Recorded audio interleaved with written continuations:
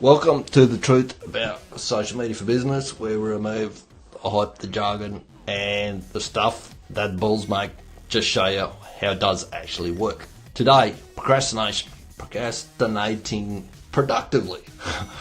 If you're like me, up until this morning, it was either this morning or yesterday, I got an email through from a lad named Dan Sullivan, Strategic Coach. Okay. We're all taught that procrastination is a bad thing. We need to avoid it. We need to learn all these mental hacks to get around it, stop ourselves doing it, blah, blah, blah. Dan's very different sort of a thinking. He says that that's wrong and you need to completely flip it. And if you do it properly, it's actually the most productive thing that you can do, because it will make you focused on the stuff that you actually need to be working on. So his theory is that you procrastinate on the stuff that you really need to be doing.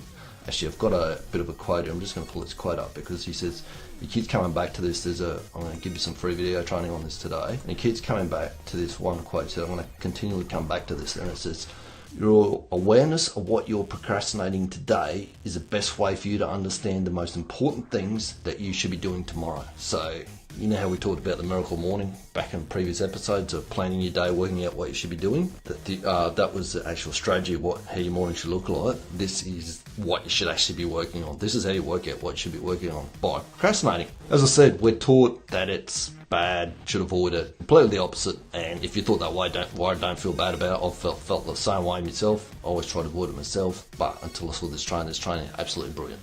So it will transform your biggest weakness into greater strength if you use this stuff and use it properly. There's a dozen odd videos there, and there's an actual sheet that you go through and rank yourself from 1 to 12 on different things that you can, different areas within your business that you can procrastinate on. Now, as I said, I started on this morning, and you're saying, well, what are you telling us about it today, being you haven't even used it yourself yet? Well, I have. I've started to use it and I've seen what it's doing. But the thing is, and this is today's red hot tip, I don't just follow anyone and I don't just take anyone's advice. I look for someone who's doing what I want to do. Dan's got what I want, which is what he calls a self-managing business, which is, it doesn't matter. He takes, 20 odd weeks a year off, and the business operates with or without him. He only does very specific things within his business. As he says, analogy he uses, Frank Sinatra doesn't move furniture around. He just plays. When he just played the piano. That was it. He didn't move all the gear in, move all the gear out, do all the other work. He just did what he was good at, which is playing the piano. Dan does that within his business. Within his business, Dan does speaking and training. That's it. Pretty much it. He's got someone doing everything else. I want that.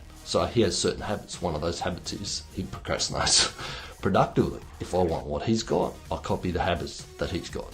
Pretty simple. All right. Anyway, I would almost bet that your marketing, particularly social media, or your marketing, something that you procrastinate on, something that you know that you should be doing, but you're not. So what I'm going to say to you is, I've got an offer on my blog where we can sit down, procrastinate over your marketing. It's called a W Sales Consultation.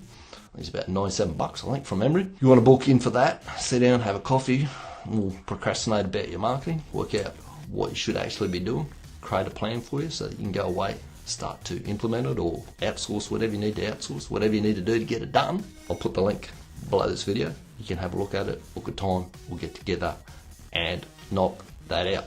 All right. Oh, and what I'll do also, if you want to get hold of that course that Dan's got, the procrastination priority, what I'll do is I'll set ManyChat up. So if you type the comment WTF in the comments below, my little bot will start talking to you, and it'll ask you a few questions, and it will send you the link to where you can go across it. It's a free course. You can just go across. It costs you your email address and your name. Well worth the price of admission.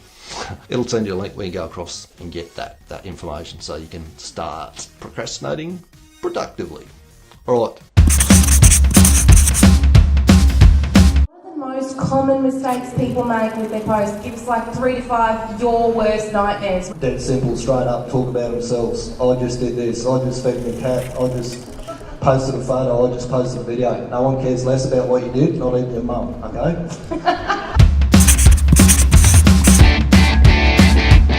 And the average consumer is damn lazy. They don't want to work for the information, they want it to be fed to them. And these devices feed it to them. I mean, everybody's got a phone coming out of their body now. It's a body part.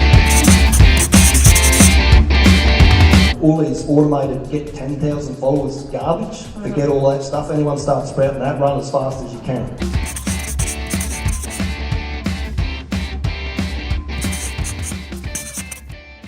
People, because it's free, or people see it as free, they tend to post everything in the hope that someone will click on it, watch it, read it, go over there. If you had to actually pay for it, and I wish I wish they'd make every post that you had to put up someone had to pay for, people would think twice about what they had to do and whether that anyone would actually read it or take any notice of it. And a big tip here is, if you're not sure whether you should post it or not, you probably shouldn't, and have a look at it from not your own eyes, as in this is my bit of stuff, I'm going to post it out and see who likes it. Read it and go, would I actually post that? If someone else posted that, would I read that myself? Would I click on it myself? Would I take any notice of it? And if the answer's no, go back and redo it.